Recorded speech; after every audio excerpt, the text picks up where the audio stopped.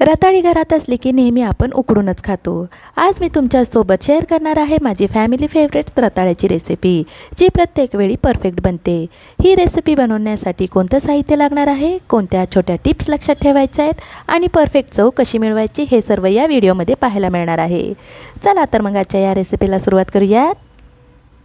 इथे मी एक मध्यम आकाराचे रताळे उकडून साल काढून किसून घेतलेला आहे। एक मध्यम आकाराचा बटाटा उकडून साल काढून किसून घेतलेला आहे।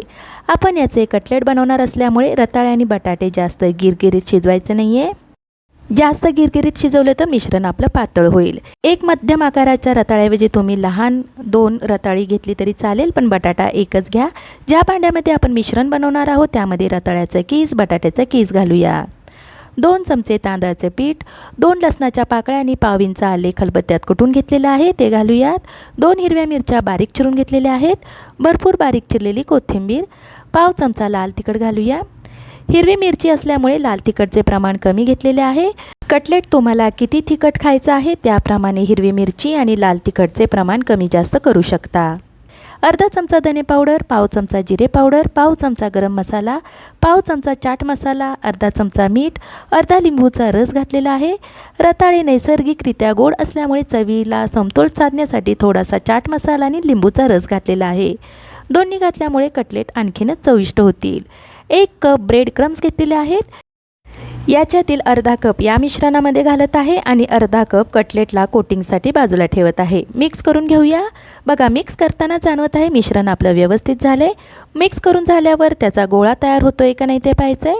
गोळा आपला तयार होतोय। मिश्रण जर तुम्हाला मऊ वाटत असेल तर आणखीन थोडे याच्यामध्ये ब्रेड क्रम्स अवश्य घाला, म्हणजे मिश्रण आपलं दाट होईल। इथे मी कटलेटचा आकार गोल करून हातावर चपटा करून घेणार आहे। बाजारामध्ये वेगवेगळ्या कटलेटचे साचा मिळतो, त्याचा वापर तुम्ही करू शकता। गरज वाटलीस तर हाताला तेल लावायचं आहे।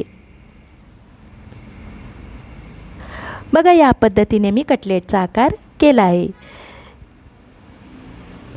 कटलेट करून झाल्यानंतर ताटामध्ये ठेवूयात। याच पद्धतीने सर्व मिश्रणाचे कटलेट बनवून घ्यायचे आहेत। आता हे कटलेट मी शॅलो फ्राय करणार आहे, तुम्ही डीप फ्राय करू शकता। कटलेटला कोटिंग करण्यासाठी शिल्लक ठेवलेलं आपण जे ब्रेड क्रम्स होतं ते घेऊयात।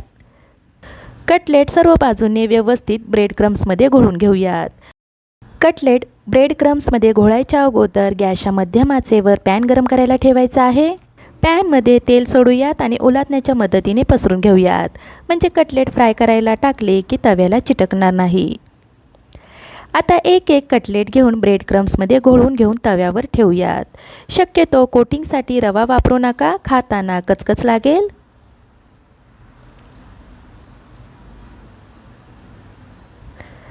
चला, सगळे कटलेट आपले फ्राय करायला ठेवलेले आहेत। फ्राय करण्यासाठी गॅसच्याच मध्यम ठेवलेली आहे। रताळे आणि बटाटे दोन्ही शिजलेले असल्यामुळे फ्राय करायला जास्त वेळ लागणार नाही आहे। जर तुम्हाला कमी तेल वाटत असेल तर कडेने आणखीन तेल सोडा। 10-12 मिनिटांनंतर कटलेट पलटून घेऊयात। कटलेटला छान सुरेख रंग आलेला आहे। दुसरी बाजू पण आपण छान भाजून घेऊयात। पलटून झाल्यानंतर वरून थोडंसं तेल सोडूयात। 5-7 मिनिटे झाल्यानंतर दुसरी बाजू पण आपली छान भाजून झालेली आहे। कटलेट दोन्ही बाजूने छान खरपूस भाजून झालेला आहे। जर तुम्हाला हे क्रिस्पी करायचे असतील तर गॅसच्या कमी आचेवर भाजा, छान क्रिस्पी होतील। तयार झालेले पौष्टिक कटलेट तुम्ही हिरवी चटणी, टोमॅटो सॉस किंवा टोमॅटो केचपसोबत खाऊ शकता।